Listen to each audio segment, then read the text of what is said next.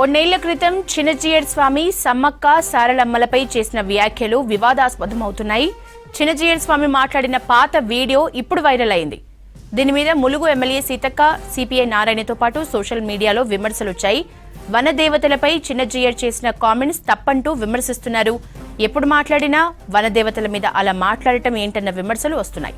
అసలు ఈ వీడియోలో చిన్నజీయర్ స్వామి ఏం మాట్లాడారో ఇప్పుడు చూద్దాం.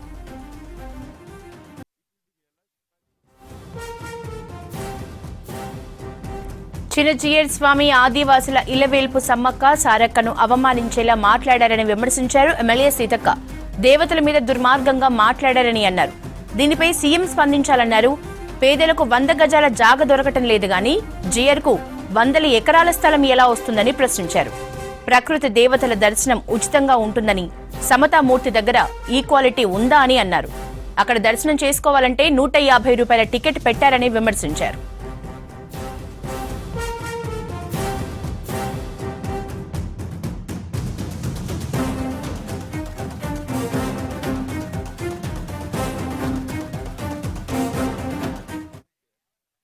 ఇవాళ వాళ్ళు సమ్మక్క సారలమ్మరు పేరు మీద వ్యాపారం జరుగుతుందని దుర్మార్గంగా మాట్లాడారు. వాస్తవానికి చిన్నజీయర్ స్వామి గారు ఏ పేదోళ్ళ ఇళ్లకైనా, ఏ కింది వర్గాల ఇళ్లకైనా, లేదా ఇతర దళిత బహుజనుల ఇళ్లకైనా వచ్చి ఒక్క రోజన్న పాండిత్యం చెప్పిండని నేను అడుగుతా ఉన్నా. మరి ఇక్కడ సమతామూర్తి అని ఒక విగ్రహం పెట్టి 120 కిలోల బంగారంతో, అంత బంగారం ఒక స్వామి గారికి ఎక్కడి నుంచి వచ్చింది? మీరు ఆస్తులు లేవు, అంతస్తులు లేవు, నిష్ఠాతగా మరి పూజ చేసేటువంటి మీకు ఇన్ని 100 కోట్లు, అన్ని లక్షల విలువ చేసేటువంటి భూములు ఎక్కడి నుంచి వచ్చినాయి? ఆ సమతామూర్తి దగ్గరికి రావాలంటే కూడా 150 రూపాయలు టికెట్ పెట్టారు. మీలో ఏమన్నా సమానత్వం ఉందా? మొన్నటికి మొన్న ఏమన్నాడు?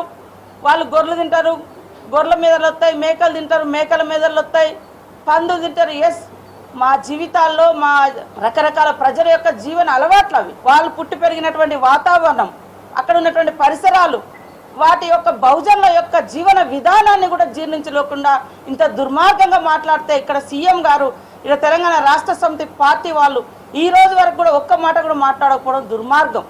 కాబట్టి దీన్ని ప్రతి ఒక్కరు కూడా ఖండించాలి.